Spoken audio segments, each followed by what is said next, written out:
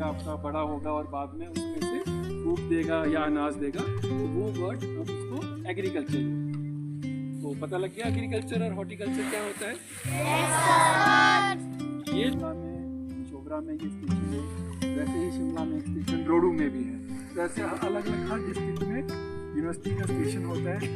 और स्टेशन का काम क्या है? जो हमारा स्टेशन है ये क्या काम करता है?